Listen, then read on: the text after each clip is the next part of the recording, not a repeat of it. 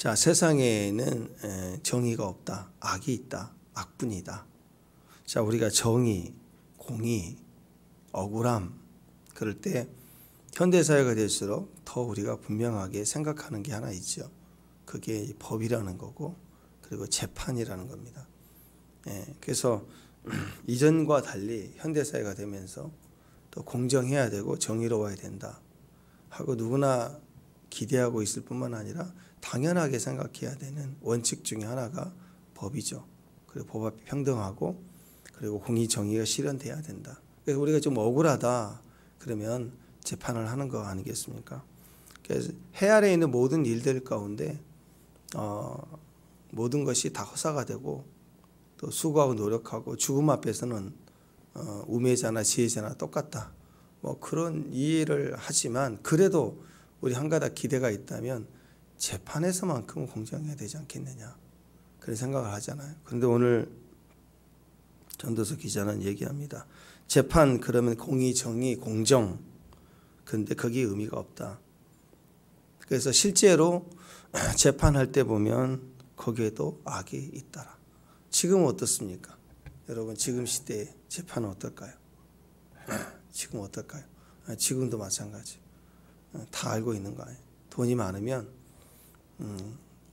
호텔에 가도 방이 달라지고 서비스가 달라지고 다 그래요. 백화점에 돈을 모아서 명품 하나 사는 사람하고 매번 사는 사람하고 그냥 리스트가 있어가지고 달라야 돼요. 뭐든지 그래요. 뭐든지. 어떤 곳은 예약도 안 돼. 리스트가 없으면 이전에 산 그 리스트가 없으면 등록도 안 시켜줘요. 특히 재판도 마찬가지예요. 요즘 그런 얘기 돈이 있으면 죄가 없다. 돈이 없으면 죄를 만들어서 집어넣고 더 추가하고 못 나오게 그러면 만들어서 못 나오게 하고 또 분명히 이 잣대를 이전에는 죄였는데 여론이 막 데모하고 사람들의 말하자면 재판이 굽어져요. 굽어져 재판이. 그 무죄가 돼버리거나 또 이건 죄가 없는 거예요. 근데 여론이 들끓으면 죄인이 돼버리는 이런 일들이 대한민국도 그렇고 전 세계도 마찬가지. 돈을 쓰면 증거가 없다는 걸 강조해서 분명히 살인자인데 그냥 내버려주고 또 돈이 쓰면 그냥 누군가를 살인자로 만들어서 범인 만들어서 집어넣어버리고 대신해버리고 지금도 분명히 그런 사회가 되더라 이거죠. 16절 17절 보면 이렇게 얘기합니다. 해 아래에서 보건대 재판하는 곳 거기에도 악이 있더라. 정의를 행해야 되는데 거기에도 악이 있더라. 내가 내 마음으로 이르기를 악인과 악인을 하나님이 심판하시니 모든 소망하는 일과 모든 행사의 때가 있음이라. 사실 재판이라는 것은 인간의 사실 죄를 재판하지만 임상적으로 확인해 보면 인간의 욕망이죠. 욕망을 판단하는 것입니다. 인간의 욕망을 판단하는 거예요. 그래서 사람들 사이에서는 갈등이 생겨요.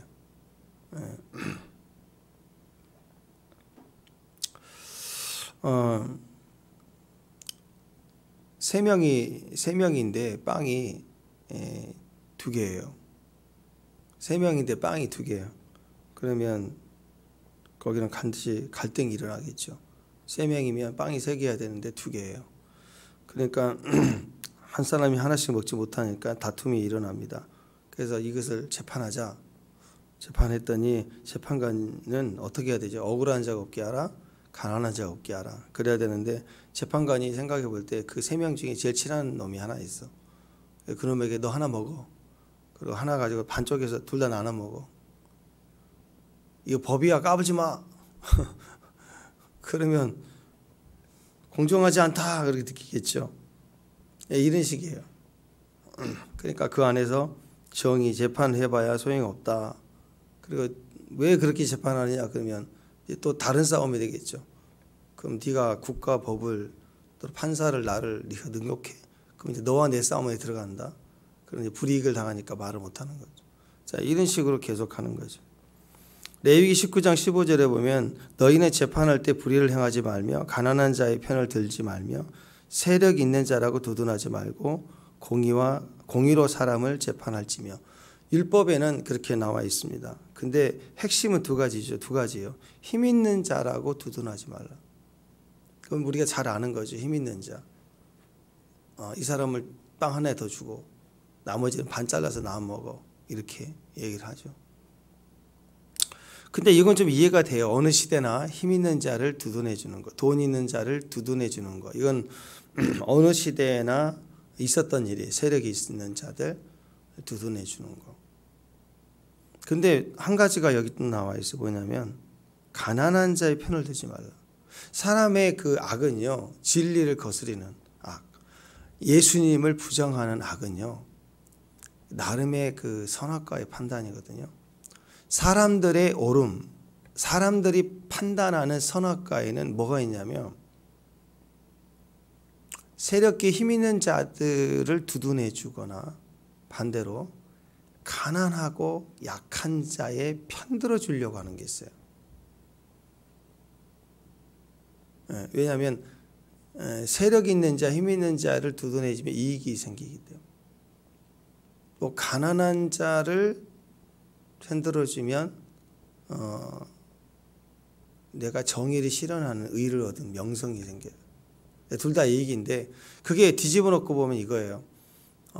하나님의 명령은 공의와 사랑이라고 그랬죠. 공의는 뭐예요? 억울한 자가 없게 하라. 또 하나는 가난한 자가 없게 하라. 근데 이익을 가진 자, 힘 있는 자를 두둔해지면 힘 있는 자가 돈을 줘요. 그러니까 가난한 자를 없게 하라는 계명을 뒤집어서 내 이익을 얻게 하는 걸 보상받는 거고, 또 공의를 실현할 때 거짓된 자들을 징벌하고 징계해야 될 재판의 의미가 있는데, 거기에서 가난한 자라고, 그러니까 이게 옳고 흐름을 떠나서 가난한 자의 편을 들어주면 공의를 실현하는, 율법을 통해서 공의를 실현하는 것 같은 효과를 얻어서 공의와 사랑을 인위적으로 인간이 만들어내는 거예요.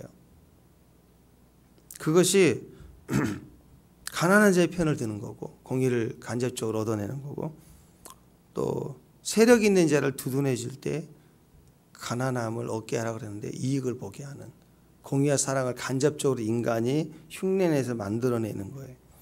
그래서 힘 있는 자를 두둔하는 거, 이건 뭐 어느 시대 우리가 쉽게 볼 수 있는데, 또 뭐가 있냐면 가난한 자 편을 들어주는 거예요. 가난한 자 편을 들지 말라는 소리가 아니라, 가난한 자라고 힘 있는 자라고 우리가 무조건 편들고 이익 보게 해주는 게 아니라,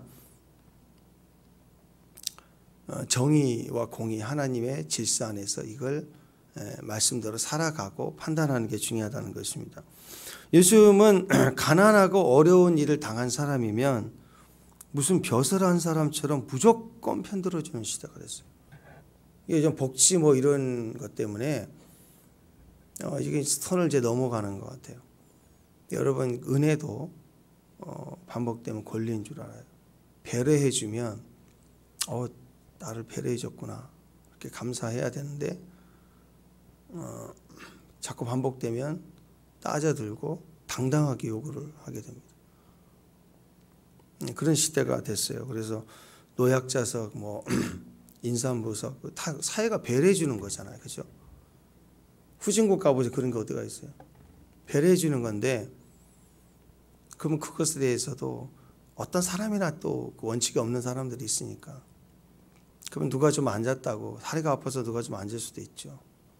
그러면 이제 와서 부탁한, 제가 좀 임산부인데 좀 제가 앉아도 되겠어요? 그러면 뭐 앉으세요. 그럴 수도 있고, 좋게 풀릴 수 있는 문제인데 권리인 줄 알고 당신 법을 어겼다고 막 큰 소리 치고 젊은 여자가 그래버리면 어떤 일이 벌어지겠어요? 매스컴 나오는 일 똑같은 거예요. 어떤 사회나 법을 따지고 이유를 따지고 권리인 줄 알고 손가락질하고 삿대질하고 그러면 거기서 둘 다 망하는 결과가 나지 않겠어요?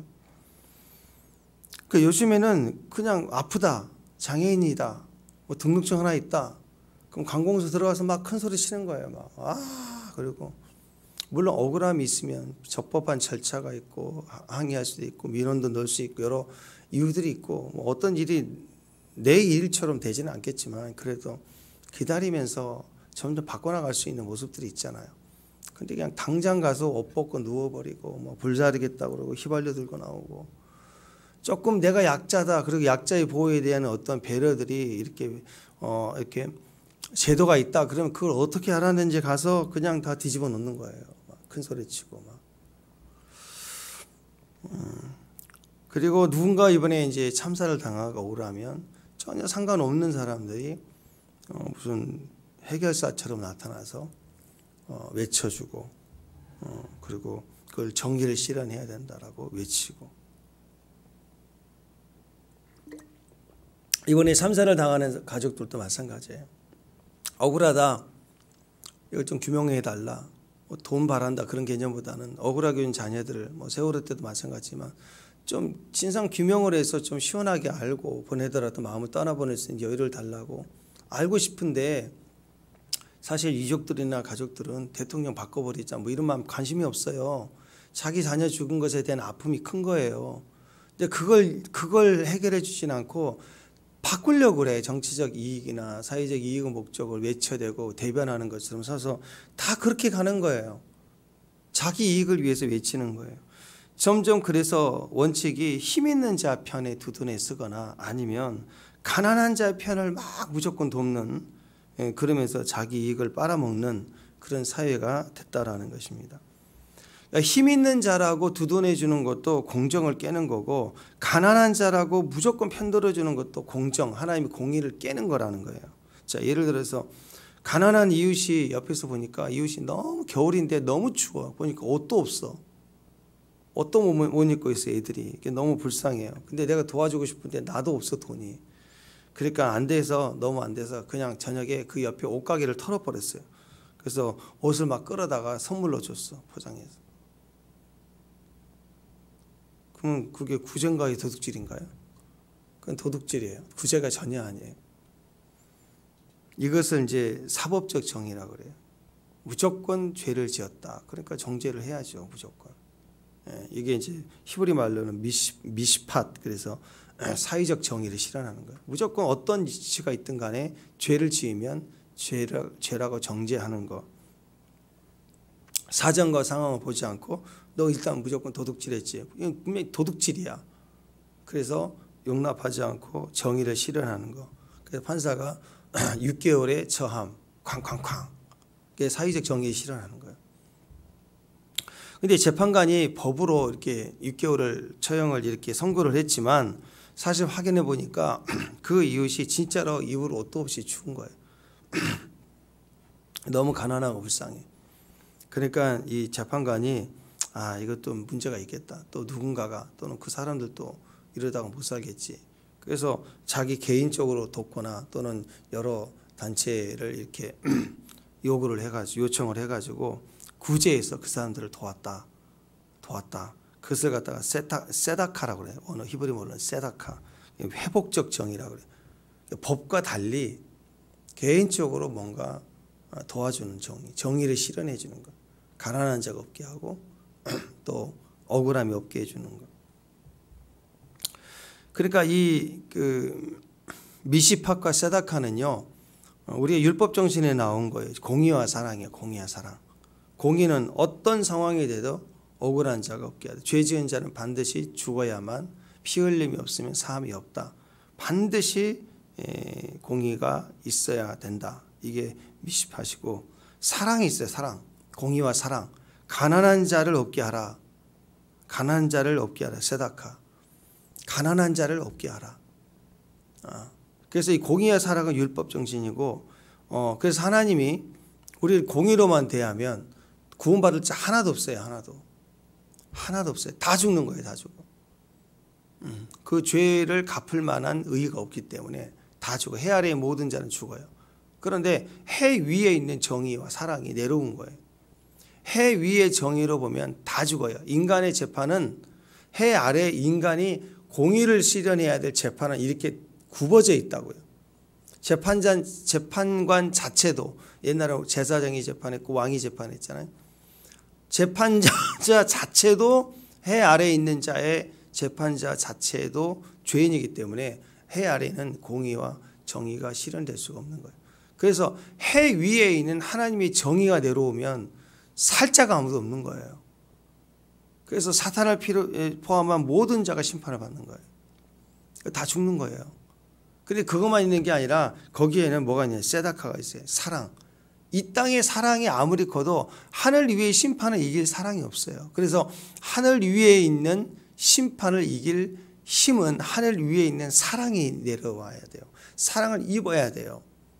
그 사랑이 우리를 가난을 없애고 우리를 구원해 주는 거예요. 그래서 심판이 있지만 그 심판을 자기 하늘 위에 있는 사랑인 아들이 오셔서 당하시고 우리에는 그 아버지의 사랑을 우리에게 주셨다라는. 유대인들은요, 이거 참 좋은 그 습관인 것 같아요. 탈무드에 보면은 유대인들은 생후 8개월이 지나면, 그러니까 돌이 안 됐잖아요. 8개월 정도면 대략 이제 걸어 다니거나 막 거의 걸 만큼 짚고 이어 다니고 보조 의자에 다니고 그럴 때, 빠른 아이들은 8개월은 걸어 다니죠. 그러니까 그때쯤 활동이 좀 될 때쯤부터 밥을 먹을 때 옆에다가 저금통을 놔둬요. 저금통을. 밥 먹을 때마다 이 아이 손에 놀이를 시키는데 그 놀이가 동전을 줘서 넣게 만들어요. 밥 먹을 때마다. 그래서 가난한 사람을 구제하는데 어려서부터 배우게 해요. 지금 먹는 한 끼 먹을 때마다 하나씩 넣게 해서 그걸 모아서 아이와 같이 아이 손으로 그걸 이렇게 구제할 수 있도록 돕는다라는 거죠. 이 저금통 이름이 세다카예요. 사랑이에요. 사랑. 회복의 정의, 회복시켜주는 힘이 있어라. 공의가 있고 공의, 정의 실현이 반드시 필요하다. 그러나 진노 중에라도, 공의 중에서라도, 진노 중에서 정의를 실현하는 과정 속에서라도 뭐가 있어야 된다? 사랑이 있어야 된다. 자녀를 훈계하고 회초를 들 때, 잘못을 때릴 때 뭐가 있어야 된다? 사랑으로 해야죠. 그거 없으면 폭력이죠. 폭력. 그래서 부모로서 자녀에게 어려운 사람을 구제하고 섬기고 도와라 하는 것을 어렸을 때부터 몸에 배이게 하라는 거죠. 그래서 하나님 앞에 11조 하는 거 똑같이 어려운 사람을 섬기는 같이 가는 거예요. 절대 따로 있지는 않아요. 이 땅에 빛과 소금의 역할을 하라고 두셨잖아요. 우리가 공동체 생활을 하라고 산속에다가 무슨 소림사처럼 만들어 놓고 거기에 입성해서 사는 게 아니잖아요. 이 땅에 사는 것은 하나님과 또 사람에 대한 게 같은 거예요. 공의, 하나님과의 관계, 사랑, 인간의 관계예요. 하나님에게서 나온 공의와 사랑, 하나님 앞에 거룩해야 되고 사람들 앞에 하나님의 사람의 역할을 하는 거, 사랑을 보이는 거, 이게 같은 거예요. 그래서 구제와 선교를 언제 해야 되느냐? 지금 하는 거예요. 지금 밥 먹을 때 조금씩. 나중에 큰 빌딩 몇 채 사면 하나 쪼개가지고 선교하리라. 그건 망상이에요. 우상이에요. 우상. 우상은 뭐라고 그랬어요? 그림자라고 그랬죠. 이미지라고 그랬죠. 이미지 빚에는 아무 쓸데없는 거예요. 지금 밥 먹을 때 아이의 동전, 그 정도면 되는 거예요. 그러니까 어렸을 때부터 이 세다카를 몸에 배이게 해야 돼요. 놀이로 익숙해지도록. 돕는 거다. 저금통을 돕는 거다. 보이게 교육을 시키는 거죠. 피도 눈물도 없이 그냥 법밖에 모르는 인생이 되게 하면 안 돼요. 아이들을 이렇게 키우다 보면 너무 원칙과 이 시대가 그렇게 바뀌어요. 우리 어렸을 때는 안 그랬던가. 우리가 저도 이제 서울 왔을 때 분위기가 음식을 먹으면 이렇게 더치페이를 하자 나눠서 냈고, 그게 또래 아이들, 서울 아이들은 익숙해 있는데 우리 시골에서는 전혀 그렇지 않았거든요. 너 밥 먹자 그러면 가서 걔가 밥 사고 내가 봐서 지네 집 가서 먹고 우리 집 가서 먹고 그랬지. 근데 요즘에는 이게 카카오페이 이게 잘 돼갖고 전 매동까지 바로 딱 다 보내네. 요즘 애들은 당연히 해요. 당연히 하니까 가족 안에서도 또박또박 받아내고 쓰고, 이게 너무 원칙이 맞는데 이게 좀 그러나 이래 싶을 때가 많아요.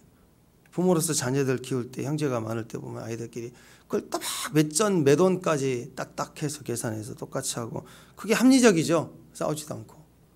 근데 뭔가 이게 아닌데 싶을 때가 많습니다.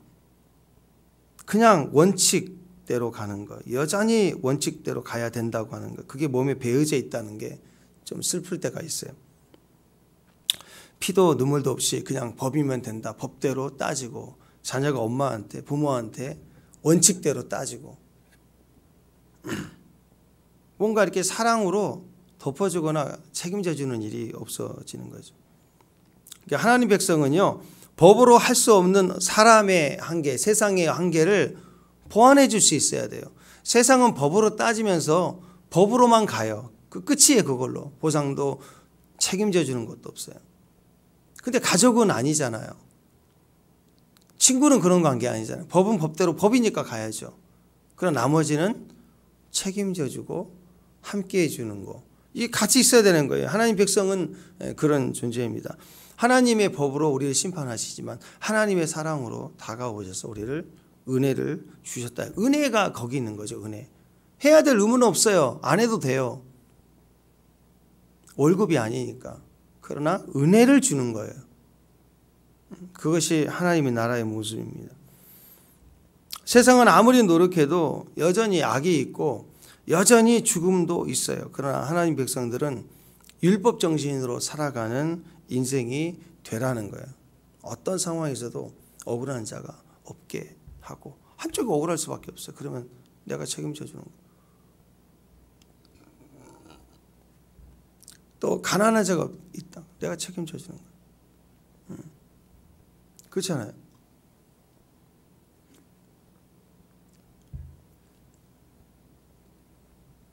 세 명인데 빵이 2개예요. 세 명인데 빵이 2개예요. 서로 싸워. 그때 그걸 야 선생님한테 가자. 야 엄마한테 가자.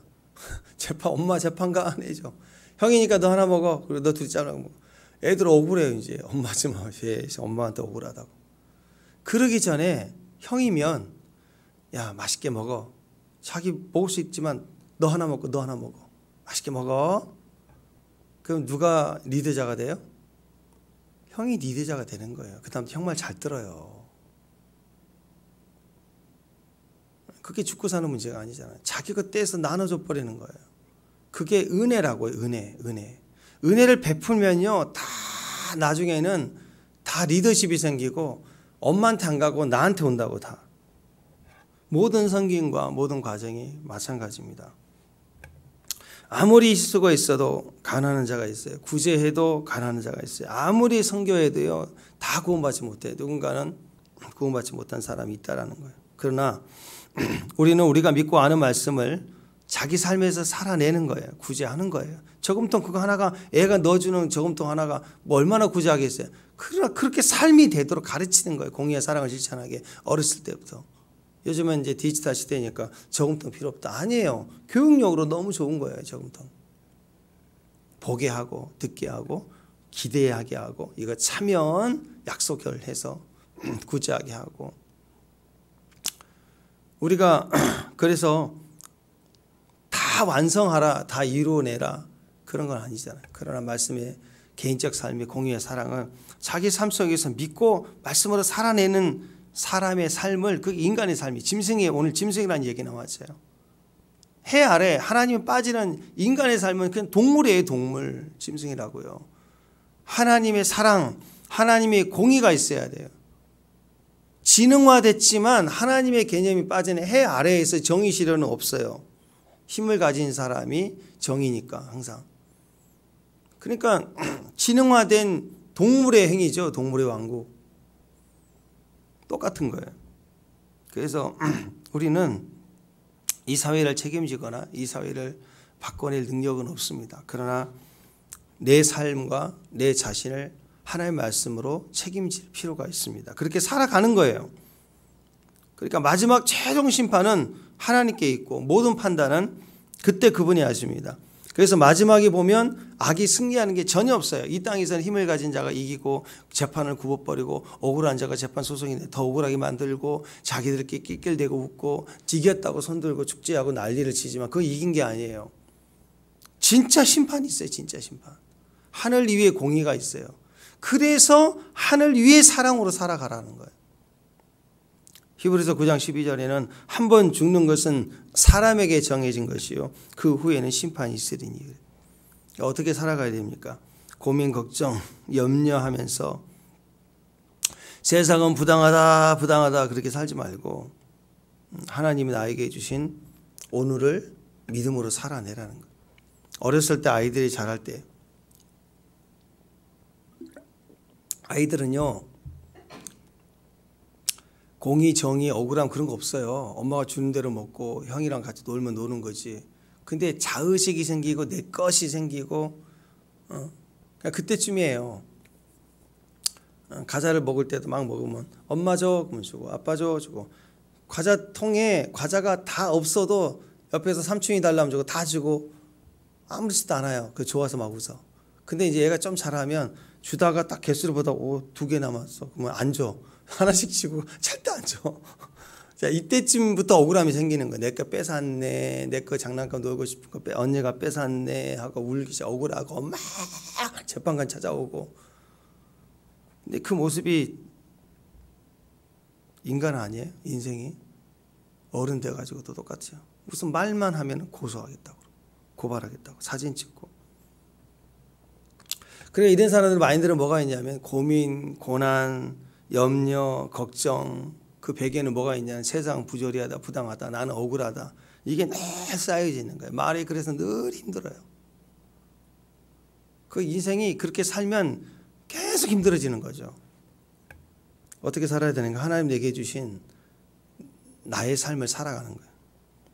오늘을 선물로 주셨다 그랬잖아요. 선물을 주신 분은 하나님.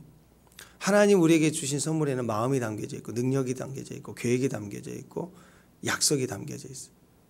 그래서 인간의 계획으로 보지 말라는 거예요. 인간의 모습으로 보지 말라. 그 선물에 담겨진 게 훨씬 더 크니까. 모든 선물이 그런 거 아니에요? 혹시 누군가의 선물을 받을 때 그 선물 속에 있는 마음과 중심을 받으면 너무 행복하거든요. 그래서 선물을 받을 때 자꾸 선물 자체만 받는 사람들은 그냥 팬 서비스로 두고 연예인이 막 세상에서 막 주는 막 그 선물 보따리 보고 그건 마음을 못 보잖아요. 다 그냥 보고 주고 나눠주고 막 사인 뭐 초콜릿 뭐 이런 거 그건 진짜 선물이 아닌 거예요. 그 선물의 그 모습에 집중하는 건 우리를 행복하게 하지 않아요. 그건 없어질 거 허상이에요. 허당. 근데 작은 선물 하나도 그 안에 깊이 사랑이 느껴지고 감사가 되면 훨씬 더 큰 의미가 있는 것입니다. 그러니까 하나님은 우리에게 주신 게 그래요. 우리에게 주는 모습이 그 시간이 그 때가 때로는 힘들어 보이지만 선물이라는 거예요. 선물. 오늘은 선물이에요. 그럼 오늘 지혜와 능력과 하나님의 성품과 그분이 좋은 것과 온갖 놀라운 하나님의 계획들이 다 담겨져서 오늘을 주셨다고요. 그러니까 오늘을 어떻게 누려야 되느냐. 그냥 어제와 똑같은 내 모습으로 보면 안 되고 선물로 받아야 되고 선물을 주신 분의 계획과 생각과 마음과 성품을 가지고 하나님 말씀을 믿고 그냥 살아가 보는 거예요. 거기에 우리 삶을 윤택하게 하고 승리하게 하고 이기게 하는 하나님의 능력이 거기 있더라라는 거죠. 그러니까 딱 결론입니다. 그리스도 안에 있는 성도들에게 있어서 가장 중요한 때가 언제예요? 가장 중요한 때 오늘이에요. 오늘. 성경적으로 가장 중요한 때는 당연히 그분의 날이고 주님의 재림 아닌가요? 그 때를 중심으로 지금 요한계시록도 다니엘서도 모든 성경 역사 주님 오실 때 주님의 나라 그 때를 중심으로 기록되어 있잖아요. 근데 그 날과 시는 우리에게 주지 않았대요. 그러면 그 말은 뭐예요? 그때가 중요하지만 그때를 위한 삶이라고 하는 삶을 살아가야 되는 성도들에게서 제일 중요할 때는 그건 아버지 권한에 두고 어디다가 오늘이에요. 오늘이 나에게 제일 좋을 가장 중요한 때예요. 가장 중요한 사람은요. 가장 중요한 사람 바로 내 앞에 있는 너. 나에게서 가장 중요한 사람은 지금 내 앞에 있는 너예요. 너. 예, 그날이 중요하고요. 물론 주님이 재림이 주님이 중요하죠. 그의 나라와 영광이 중요하죠. 그런데 이걸 잘못 오해한 사람들은 그 나라와 의를 구한다. 하나님만이 뭐 가장 중요한 분이시다. 맞아요, 맞아. 율법적으로, 신앙적으로. 그러면서 자기만 챙기고요. 하나님 영광을 위한다고 하면서 자기 앞에 있는 너는 막 무시하고 산다. 그건 신앙이 아니에요, 신앙이. 우리 관점에서 얘기하는 거예요. 해 아래 살고 있지만 해 위에 지혜와 능력을 받은 자의 삶은 가장 중요한 때는 바로 오늘이에요, 오늘. 그리고 가장 중요한 사람은 지금 내 앞에 있는 너. 가장 중요한 일은 뭘까요? 사랑하는 거. 억울한 자 없게 하고 가난한 자 없게 하는 거. 이게 성경 결론입니다. 사명이 뭘까요? 사명. 그러니까 사명은 지금 내 앞에 있는 사람을 나중이 아니야. 내일 좋아질 때가 아니야. 지금 동전 하나부터 시작해서 사랑하는 거. 사명이에요. 이 세 가지를 짬뽕해서 인간이 어떻게 살아야 되는가? 지금 내 앞에 있는 사람, 내 이웃, 우리 가정, 내 가족, 형제, 교회. 가장 가까운 바운드에 있는 사람부터 하는 거예요. 언제 사랑해야 되느냐? 지금 사랑하는 거예요. 지금 도와주는 거예요. 지금 함께 해주는 거. 항상 내 앞에 있는 사람을 사랑해버리는 거.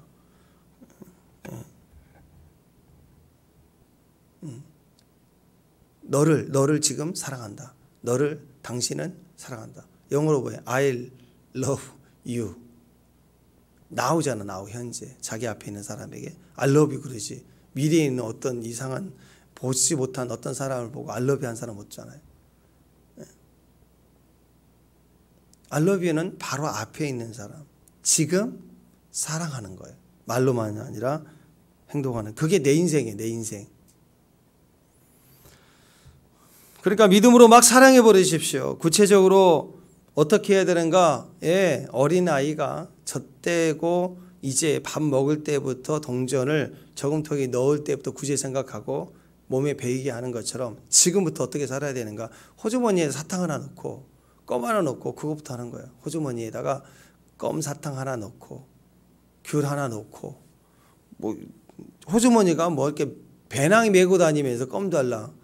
그건 사역이지, 사역. 전도지 돌릴 때 하는 거고. 호주머니에 있는 정도면 돼요. 그 주는 거예요. 호주머니에 들어갈 수 있는 게 또 지갑이 있겠죠, 지갑. 지갑 가지고 다니면서 한 끼 정도 밥 사주는 거. 꼭 필요한 사람. 그렇잖아요. 다 먹을 수 있지만 그래도 따뜻한 추울 때 설렁탕 하나 생각난다. 그럼 누가 생각난다. 이럴 때는 먹어야 되는데 하고 자기 생각하지 말고 먹어야지 그럴 때 누구 하나 생각할 수 있잖아요. 그 사람 불러내서 그냥 아무 이유 없이 그냥 설렁탕 같이 하나 먹고 오고. 세일할 때 보니까 살래? 90% 하더니 양발이 꽤 좋아요. 생각보다. 그럼 이거 하나 사야지. 그럴 때 2개 사요. 2개. 이 양 살 때 1개 사죠. 2개. 나 하나 갖고 또 생각나는 한 사람 또 주고. 싸니까 연락해서 모여라 해가지고 막 그 단체로 서서 줄 서서 사지 말고 그렇게 광고하지 말고 그냥 딱 2개 사는 거예요. 2개. 그래서 하나 정도 흘리고 다니고 주고 오고. 집 팔아서 하라는 소리 아닙니다. 내 호주머니에 놓고 다닐 정도의 선에서 당장 할 수 있는 사랑, 당장 할 수 있는 말, 문자 하나, 그게 사랑이에요. 이게 막 살아가는 거예요. 계획적 사랑하라. 결단 사랑, 막판 사랑, 유산 때려서 탁 던지고 한 방에 기부하고 그런 거 생각하지 말라니까요. 그냥 막 사랑하는 거예요. 막 사랑. 예전에 막 살라 그랬죠. 막 달라 말고 달라 막 달라. 맨날 도와달라고 달라 하지 말고 막 달라 하지 말고 막 살자 그랬잖아요. 그리스도 안에서 막 살아. 지금부터 막 살아. 어떻게 막 사랑을 해야 돼요. 막 사랑. 어떻게 막 사랑해야 되는가. 계획적 사랑 말고요. 그것도 중요하지만 필요할 때가 있겠지요. 그러나 그리스도인의 삶은 오늘이에요. 오늘 할 수 있는 호주머니 사랑을 하라는 거예요. 살아간다고 축복한다고 잘 될 거라고 밥 한 끼 사주면서 내가 기도 열심히 하고 좀 도와줄게. 이렇게 하는 게 막 사랑하며 사는 거예요. 그게 자기를 즐겁게 하는 거예요. 여러분, 동전 하나 구제, 호주머니 사랑, 막 사는 사랑이요, 제일 혜택을 보는 사람이 그 사람 아니에요. 내가 행복해지는 거예요. 내가. 22절 보세요. 마지막 절 22절 읽습니다. 시작.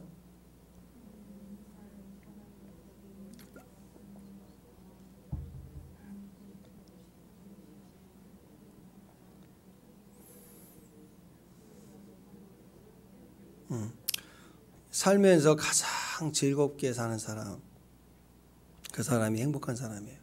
행복한 사람은 자기 일에 참 즐거워하는 거예요. 자기 일에 참 즐겁게 살아요. 하는 일에. 일하는 가운데 임재가 있으니까 자기 하는 일이 해석이 돼요.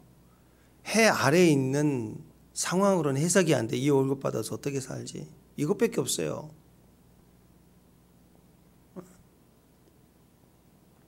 근데 해석이 달라지는 거예요. 임재가 있으면. 그리고 해석이 달라지니까 의미가 있어요. 야, 그 일 해석 그것 받아서 어떻게 사니? 나도 알고 너도 알고 다 네가 와서 그렇게 얘기할 때 해석이 안 되니까 그런 얘기 하잖아요. 근데 그 일을 할 때 그 의미 속에서 소망 가운데 내가 충성할 수 있어요. 그렇게 해석할 수 있도록. 그 일 속에서 하나님의 결과를 보니까 주님이 동행하심이 있고 섭리하심이 있고 계획함이 있고, 그걸 볼 때 기쁘고 즐겁다는 거예요. 그러니까 어려운 시절 이렇게 돌아오면서 힘들고 어려울 때 막 기도하기도 하고 애쓰기도 하고, 원하는 대로 되지 않을 때도 많고 또 늦춰질 때도 있고. 근데 보면 그 하나님 꿈을 주시고 환상을 주실 때 보면 그 과정을 정말 정확하게 하나님이 다 섭리하셨어요. 정말 섭리해요. 계획 틀 속에 탁탁탁 틀이 맞아진 것처럼 지나온 걸 보면서 앞으로도 답이 없죠. 깝깝하죠. 상황이 현상적으로는 더 어렵고. 근데 그냥 걱정이 되지 않는 거예요. 그냥 쭉 그렇게 가는 거예요. 그냥 그게 그래, 그렇지, 하나님이 하시지, 주님이 하십니다 하고.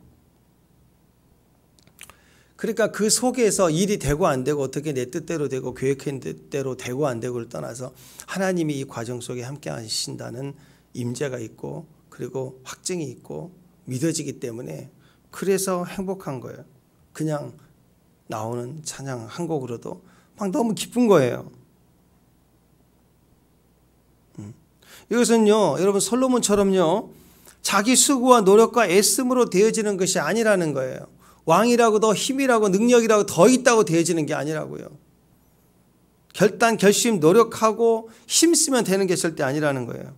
자기 일에 임재가 있으면 돼요. 주님이 계시면 돼요. 하나님 임재를 제외해 놓고 자기 혼자 스스로 할 수 있는 일이라면, 그게 왕이랄지라도 모든 수단을 다 동원해도 임재가 없으면 다 허상입니다. 만족이 절대 없어요. 만족이. 일이 쉽고 어렵고가 아니라 임재가 있고 없고입니다. 하나님이 계셔야 됩니다. 자기 일의 즐거움은 내가 주도한다고 되는 게 아니에요. 하나님이 주도하신 일에 맡길 때가 제일 행복해요. 축복합니다. 네, 맡길 때가 제일 행복해요. 하나님이 주셔야 마음이 기쁠 수 있고, 또 하나님이 주셔야 선을 행할 수 있고, 하나님이 주셔야 자기 일의 즐거움이 되는 겁니다. 오늘이라는 시간은 너무 중요해요. 하나님 우리에게 선물로 주신 오늘, 거기에는 각종 지혜와 보화가 다 감춰져 있어 잘 안 보여요. 해 아래에 있는 모습을 보면 똑같은 오늘 같아 보이지만 그렇지 않아요. 이 땅에 그 누구도, 어떤 왕도 시간을 창조해서 줄 수 없어요. 오늘이라는 시작은 하나님이 이미 우리에게 선물로 주셨어요. 그리고 우리가 그 은혜로 시작했으면 기억하십시오. 바로 앞에 있는 사람, 지금 오늘 살아가면서 오늘이 마지막이다 생각하고 후회 없이 감사함으로 받으면 버릴 게 하나도 없어요. 그런 마음으로 오늘 하루도 풍성한 하루가 되시길 바랍니다. 기도하겠습니다. 하나님이 계신 오늘의 축복을 다 누리게 하옵소서. 예수님의 이름으로 기도합니다.